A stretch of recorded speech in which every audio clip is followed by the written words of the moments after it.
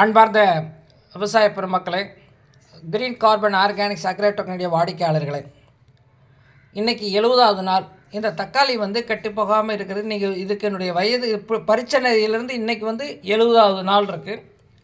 இது ஒரு சாதாரண ரூம் டெம்பரேச்சரில் இந்த மாதிரி ஒரு தட்டில் போட்டு நம்ம வச்சுருந்தோம்.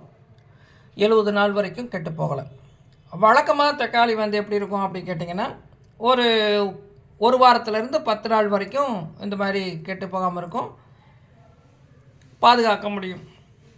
ஒரு அதாவது ரெஃப்ரிஜிரேட் பண்ணோம்னா ஒரு 15 நாள்லேருந்து ஒரு மேக்ஸிமம் 20 நாள் வரைக்கும் கூட சில நேரத்தில் வச்சுக்கிறாங்க.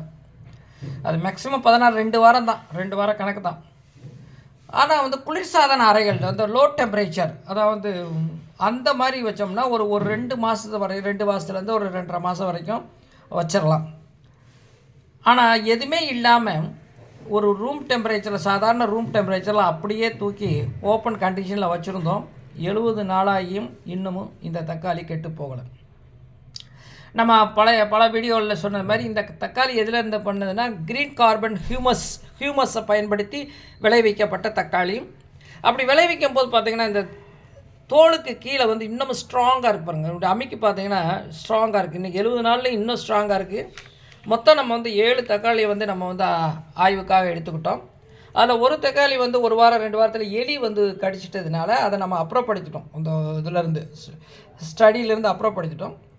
மற்ற 6 தக்காளியில் 2 தக்காளி சுருங்கி சிறுசாக ட்ரை ஆயிடுச்சுன்னு அது நம்மக்கிட்ட இருக்குது. மீதி இருக்க நாளில் இந்த 2 சுருங்க தொடங்கிருச்சு. அழுகலை, வேறு டேமேஜ் ஆகலை, சுருங்க தொடங்கிச்சு. இதுக்கு பேர் மம்மிஃபிகேஷன் அப்படின்னு சொல்லுவாங்க.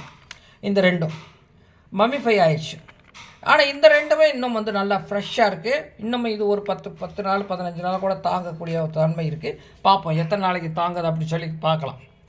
ஸோ இப்போ நம்ம ஆய்வில் இப்போ 70வது நாளில் இன்றைக்கி நம்ம கிராஸ் பண்ணிக்கோம். 70வது நாளில் வச்ச 6 தக்காளி 7 தக்காளி 1 டேமேஜ், 6ல் 4 இருக்குன்னா எத்தனை பர்சன்டேஜ் ஆஃப் இது இருக்குதுன்னு பாருங்கள். அந்த 2 அந்த 55 60வது நாளில் அந்த 2 சுருங்கிருச்சு. இதுதான் நம்ம ஆய்வு இருக்கோம். காரணம் என்ன அப்படின்னா, கிரீன் கார்பன் ஹியூமஸில் வளர்க்கும் போது இந்த தக்காளிக்கு கீழே அந்த ஸ்ட்ராங்காக, அதாவது நல்ல சதைப்பற்று, நல்ல கெட்டியாக ஒரு சதை உருவாகி இந்த தக்காளி ரொம்ப நாள் தாங்கிறதுக்கான ஒரு தன்மையை அந்த ஹியூமஸ் தான் கொடுக்குது. இது சாதாரண வெரைட்டி தான்.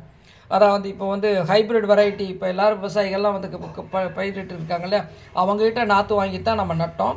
பட் நட்டது ஹியூமஸில் நட்டோம். அப்படிங்கும்போது பார்த்திங்கன்னா இன்றைக்கி 70வது நாள் இப்படி இருக்குது. அப்படிங்கும்போது இந்த ஹியூமஸில் வளர்க்கும் போது நம்மளுக்கு லாங் செல்ஃப் லைஃப் கிடைக்கிறது அப்படிங்கிறது இது மூலம் நம்மளுக்கு ப்ரூவ் ஆகிருக்கு. ஓகே விவர்ஸ், மீண்டும் இன்னொரு 10 நாள் கழித்து இதை போட்டோம்னா மறுபடியும் சந்திக்கலாம்.